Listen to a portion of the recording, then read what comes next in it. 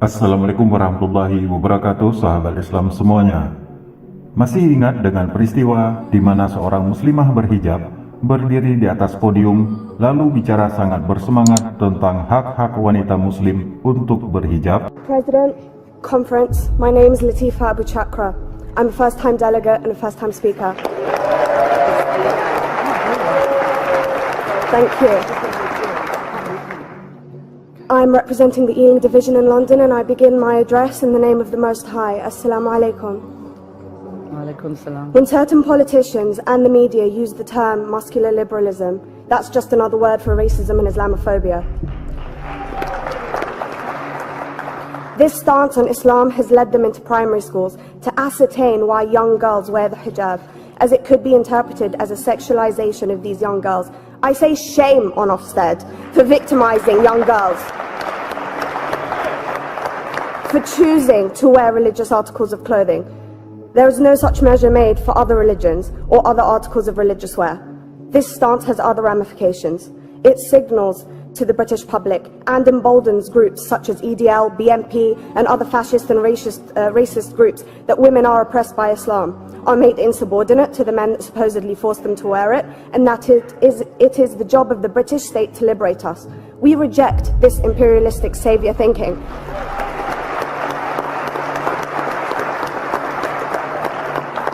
And I am here to state for all people who choose to practice their beliefs openly that we are not oppressed by our faith. The Quran beautifully states, La ikraha fid din, which translates to there is no compulsion in religion.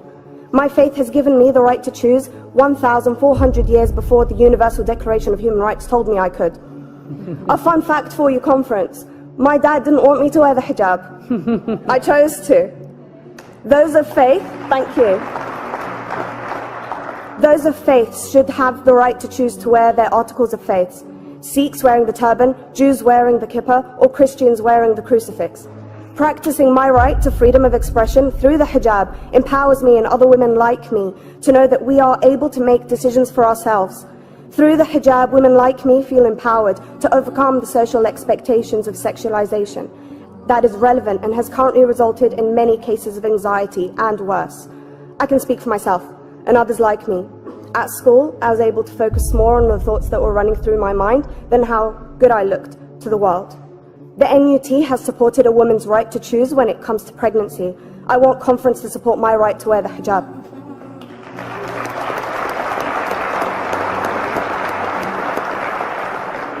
How I choose to practice my faith is clearly displayed for all to see. This makes me the target of hate crime. The level of racist attacks on Muslim women is disproportionate to any other oppressed group in British society because we are an easy target. This decision by Ofsted has ramifications beyond the school gates and must be seen in the context of increased attacks on the Muslim community and perpetuates the outdated notion that Muslim women are victims.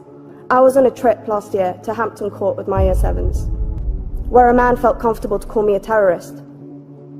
As a Muslim woman, I'm not a victim, so I challenged him. He denied it.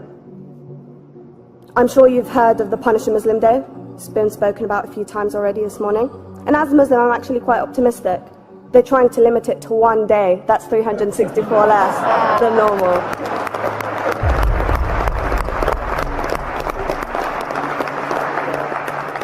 But let's be clear, conference. Islamophobia and other forms of racism affects non-Muslims too.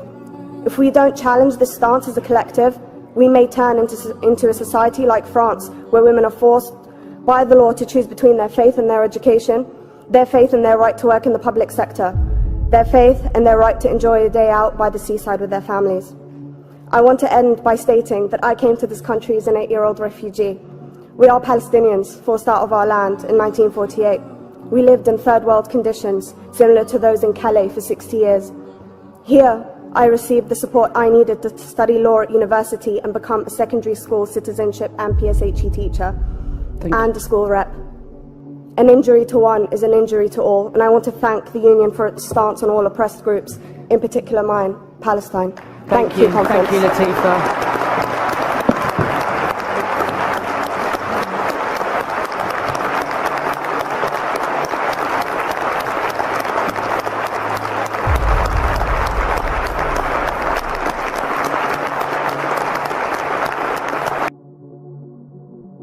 Wanita ini bernama Latifah Abu Syakra.